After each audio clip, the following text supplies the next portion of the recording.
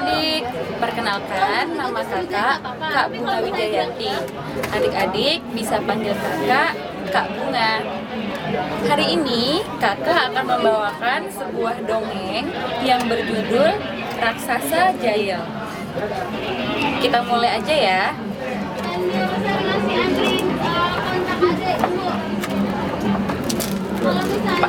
Pada suatu hari, alkisah, ada seorang gadis kecil yang bernama Mimi. Mimi memiliki seorang kakek yang berprofesi sebagai seorang profesor peneliti. Mimi sangat penasaran dengan sebuah laboratorium milik kakeknya yang terletak di loteng. Suatu hari, tanpa sepengetahuan sang kakek, Mimi mengendap-endap masuk ke dalam laboratorium. Mimi sangat senang karena akhirnya dia bisa masuk ke dalam laboratorium kakek. Akhirnya aku bisa masuk laboratorium kakek. Dan Mimi langsung dengan sangat penasarannya melihat-lihat segala macam peralatan yang ada di dalam laboratorium kakek. Kemudian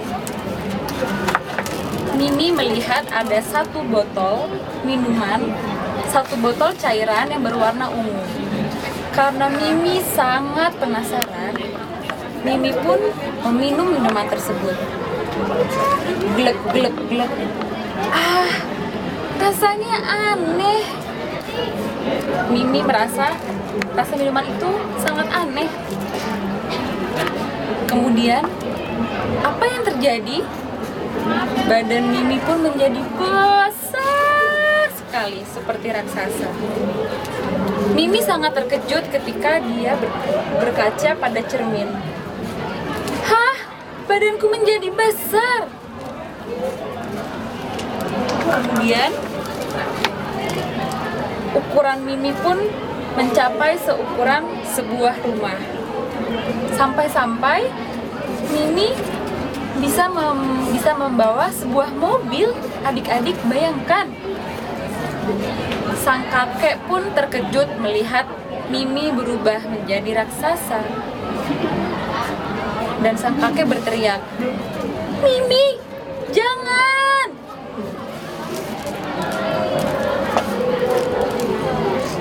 Mimi yang terkejut melihat badannya semakin besar,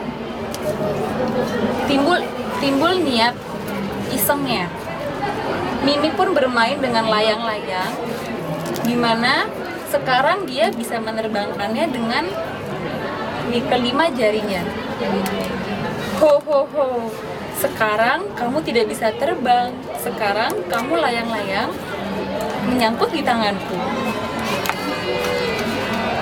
Kemudian, setelah Mimi bermain-main dengan puas dengan ukuran badannya yang menjadi raksasa, sang kakek pun melihat dan membuat sebuah ramuan penawar tanpa sepengetahuan Mimi.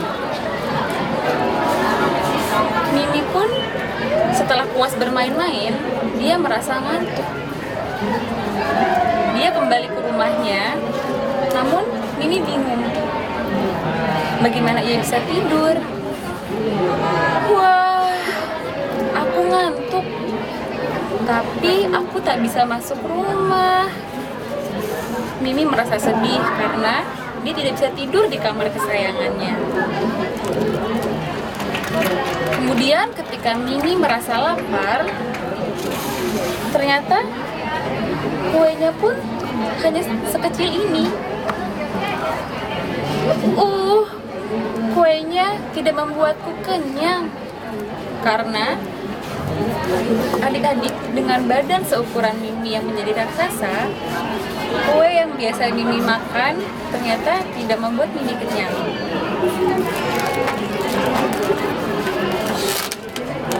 Kemudian Mimi mencoba mencari buku kesayangannya. Namun bukunya itu hanya sebesar ujung kuku tangan Mimi. Mimi pun sangat sedih.